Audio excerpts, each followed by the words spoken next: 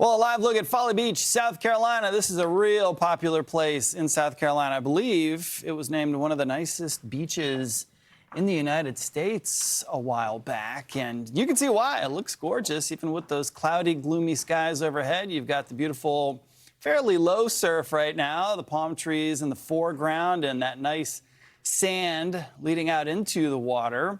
That sand is where we find our very own Mike Seidel. He's our Fox Weather storm specialist. He's probably covered so many of these storms, he's probably forgotten a third of them at this point by now. Mike, what are you seeing out? What's the vibe of the town? I always wonder, because I've done that before, where you go a day or two ahead of time when a storm is approaching, and I try to talk to people and kind of gauge if they're concerned and how much prep time that they need and what they have to do. What are you getting? What's the vibe of the town there in South Carolina?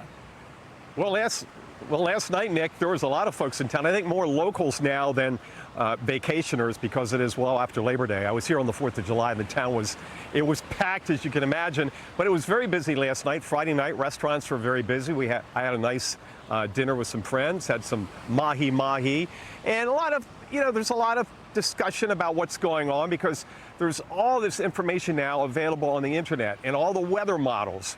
And the story about two storms colliding and becoming a big storm.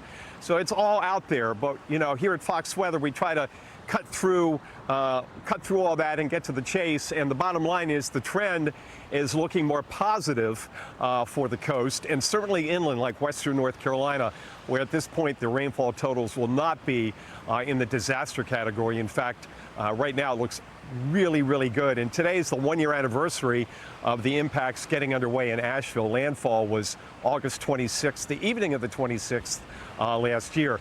But the locals are watching very closely and keeping an eye on every model run like we are, because there's so many questions to be answered. First, we got to get the depression and the storm. That'll happen today based on the satellite loop. And thankfully, we have the hurricane hunters going in and out of there consistently to get us the latest data. That goes into the model forecast, the initialization, and then models can do a better job predicting the future. The other angle is that we have Umberto. This is unusual, not typical in the Atlantic Basin to have another hurricane, assuming this becomes a hurricane, or another tropical system that close. So that's going to impact the steering. And then we have the front coming off the coast today. We could have a few showers and thunderstorms here in the Charleston area. Some showers in the area, but nothing so far here at Folly Beach. Want to show you yesterday. This is about 6 o'clock, sun going down. And look how wide the beach is. Boy, I talk about a wide beach. Plenty of beach here, even at high tide. And this was at low tide yesterday. So look how wide it is. We got the tidal pools, the kids love to play in. And now back live. Low tide was before sunrise. The next high tide coming in a little after noon today here at Folly Beach. And we've got about a dozen surfers out here on either side of the pier, and they're trying to catch something. Then we got three coming up on this wave. Let me see how they do. One off to the left, one to the right. There he goes. He's up. Not bad. I mean, these waves are very, very small. These are about maybe 2.5 to 3 footers out there. The wind is almost non-existent, basically calm or light from the north. So we have nothing at this point indicating any kind of tropical weather.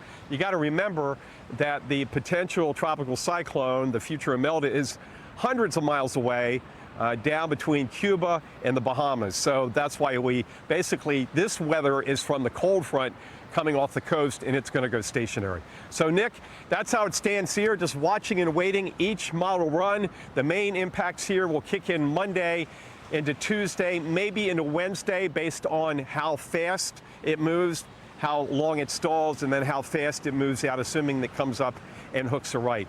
The best scenario would be it coming up and taking a right very quickly. That doesn't seem to be the case because of the steering kind of collapsing as we get into the early part of the week.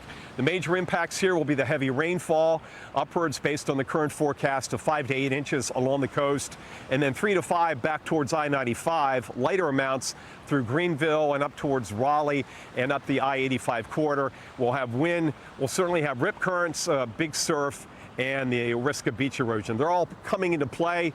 As far as wind gusts right now, let's go with hurricane force, potentially hurricane force wind gust based on the current track and the current intensity forecast from the National Hurricane Center, and this is all subject to change. Yeah. So keep checking back with Fox Weather throughout the weekend.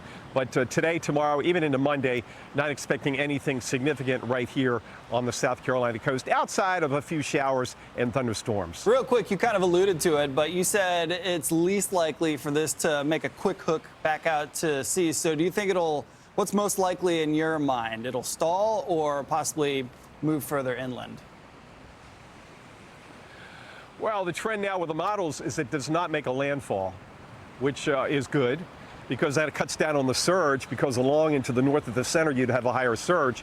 So it stays off the coast, that cuts back on the surge. But if it stalls, then you have significant impacts with coastal flooding and beach erosion, because you have not only one high tide, but maybe 3 or 4 high tides where you have the water pushed up and eating away at these beaches. So a stalling storm means more rainfall and more coastal impacts from a surge and erosion perspective.